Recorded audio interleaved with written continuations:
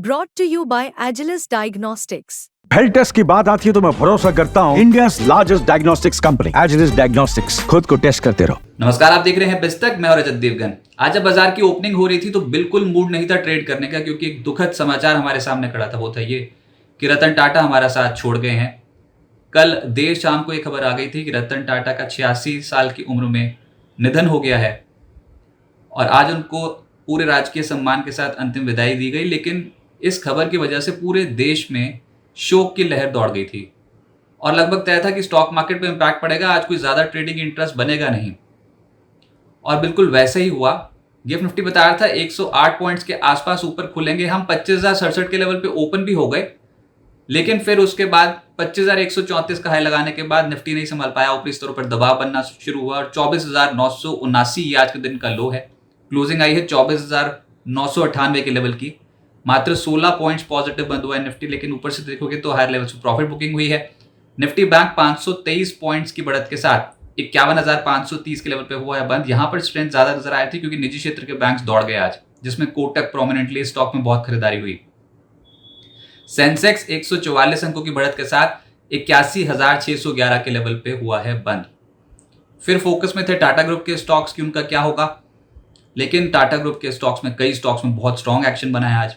Tata investment, Tata chemicals, ये कुछ ऐसे स्टॉक्स थे जहां पर अच्छी खरीदारी आज के सत्र में हुई। तो कहते हैं ना, the show must go on.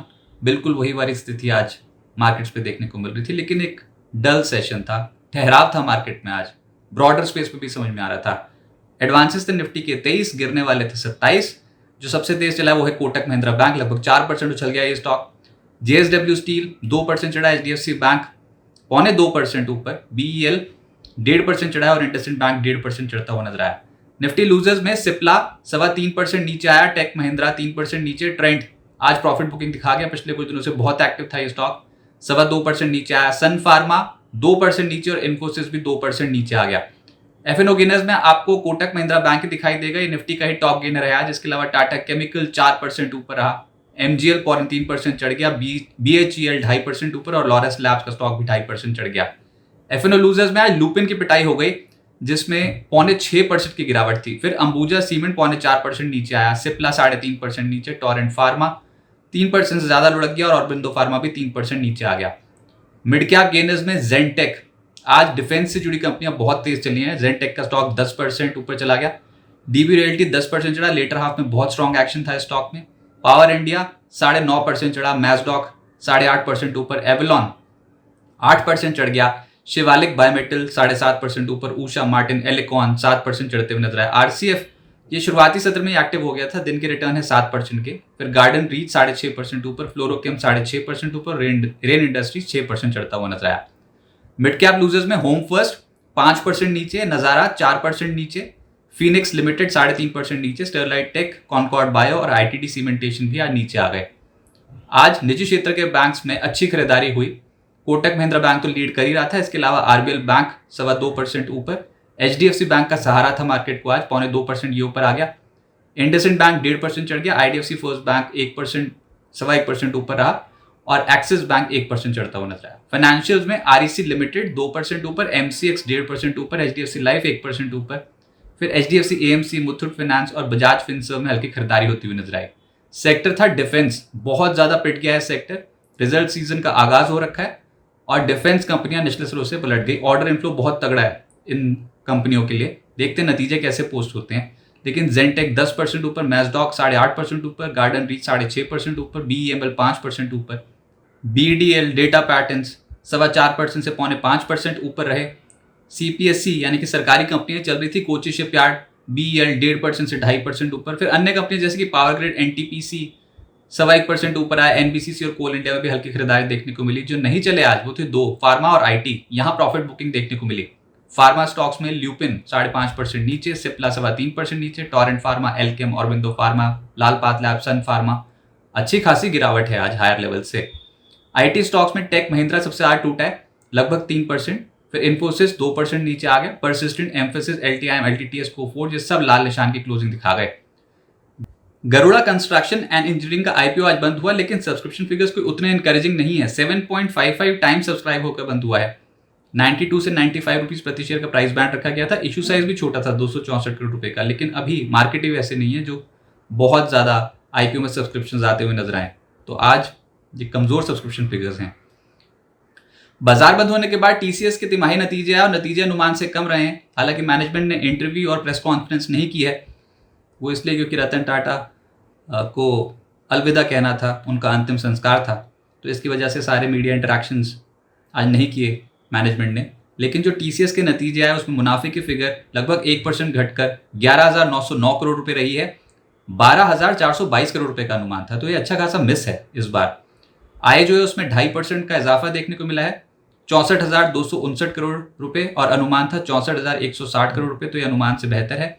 EBIT यानी कि कामकाजी मुनाफा फ्लैट रहा है 15,465 करोड़ रुपए, तिमाही दर तिमाही आधार पर ज़्यादा चेंज है ही नहीं, लेकिन अनुमान से कम है। ये 15,950 करोड़ रुपए का अनुमान था, तो एबिट भी मिस कर गया।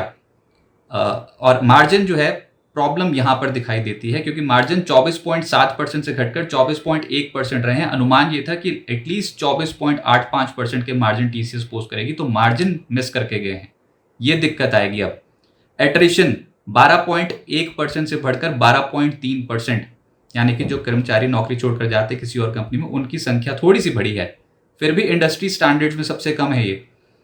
नई भर्तियां 5,452 से बढ़कर 5,726, कोई बहुत ज़्यादा वर्कफोर्स में इजाफा हो हमने ये भी नहीं देखा, और 10 रुपये प्रति शेयर के डिविडेंड का ऐलान कर दिया। लेकिन इसी बीच के कीर्ति वासन जो कि सीईओ और एमडी टीसीएस के, उन्होंने कहा है कि ग्लोबल जियोपॉलिटिकल सिचुएशन जो थी वो अभी उतनी स्पष्ट नहीं है, बहुत ज़्यादा दिक्कत देखने को मिल रही है, और फिर भी उनके जो बिजनेस वर्टिकल्स हैं उसमें बीएफएसआई यहाँ पर थोड़ा रिवाइवल देखने को मिल रहा है, और बहुत स्ट्रांगली कंट्रीब्यूट करता है बीएफएसआई उनके नतीजों में। तो देखते हैं आने वाले समय के लिए क्या जो उनको साइंस ऑफ रिकवरी दिख रहे हैं बीएफएसआई सेगमेंट में, ये अच्छी ग्रोथ दिखाता है टीसीएस पे कि नहीं। हालांकि मैनेजमेंट ने आज प्रेस कॉन्फ्रेंस नहीं की, तो उनका आउटलुक हम नहीं बता पाएंगे आपको, लेकिन ओवरऑल जो नतीजे फिगर्स के हिसाब से देखने को मिल रहे हैं उसमें मुनाफे की फिगर अनुमान से कम है, आय अनुमान के मुताबिक है, एबिट जो है अनुमान से कम है, और मार्जिन जो है वो अनुमान से कम है। तो ओवरऑल नतीजे ही अनुमान से कम दिखाई दे रहे हैं। अब कल आईटी सेक्टर पे इसका असर देखने को मिलेगा, अन्य कंपनियों पे।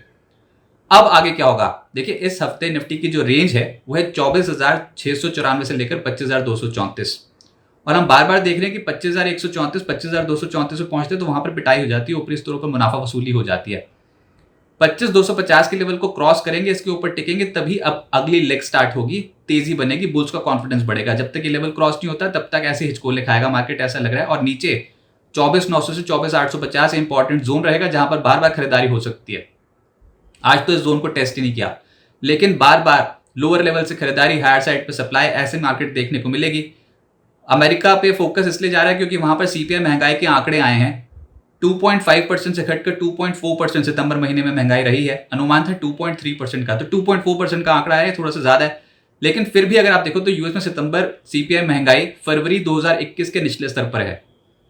तो अच्छा, एक वहां पर दिक्कत ये हो गई, जो कोर इन्फ्लेशन का जो आंकड़ा है, कोर महंगाई का आंकड़ा सितंबर में, वो है 3.2% से बढ़कर 3.3%। ये कोर इन्फ्लेशन मतलब जिसमें फूड और एनर्जी को जोड़कर देखा जाता है, तो ये आंकड़ा थोड़ा ज्यादा आ गया। अब ये सरप्राइज था मार्केट के लिए, तो देखते हैं यूएस मार्केट इस पे कैसे रिएक्ट करते हैं। कोर इन्फ्लेशन के आंकड़े जो है उसमें इजाफा देखने को मिला है, और सीपीआई महंगाई दर जो है उसमें गिरावट देखने को मिली है। यूएस मार्केट्स इस पे रिएक्ट करेंगे। फिर टीसीएस के नतीजे जो अनुमान से कम है, उसका असर आईटी स्टॉक्स पर पड़ता हुआ नजर आएगा। असल में तो खेल नतीजों का ही है अब, क्योंकि बड़ा ट्रिगर नतीजे ही हैं। बड़ी कंपनियों के जो नतीजे आएंगे बाजार उसी पे रिएक्ट करेगा। टीसीएस के नतीजे आज आ गए बाजार बंद होने के बाद, लेकिन 14 अक्टूबर यानी कि सोमवार को रिलायंस इंडस्ट्रीज की नतीजे हैं। ये तो फिर बहुत ही बड़ा ट्रेंड डिसाइडर हो सकता है। अच्छा, ये फिर अगला हफ्ता तो नतीजों के नाम ही समझो आप, क्योंकि Reliance, HDFC life, Axis bank, Infosys, Wipro, Nestle, HDFC bank, Kotak bank, tech Mahindra, इन सब कंपनियों के नतीजे आने हैं। सब कंपनियां निफ्टी की कंपनियां, तो असल एक्शन तो अगले हफ्ते देखने को मिलेगा। लेकिन उससे पहले ट्रेडर्स कॉशियस हैं, बाजार थोड़ा फंसा फंसा महसूस कर रहा है, कंसोलिडेशन का फेज जारी है। आज वैसे भी मूड नहीं था बहुत बड़े बड़े ट्रेड्स लेने का किसी का भी, क्योंकि देश ने एक नेशनल ट्रेजर गंवाया है। रतन टाटा की मृत्यु की वजह से पूरे देश में शोक की लहर है।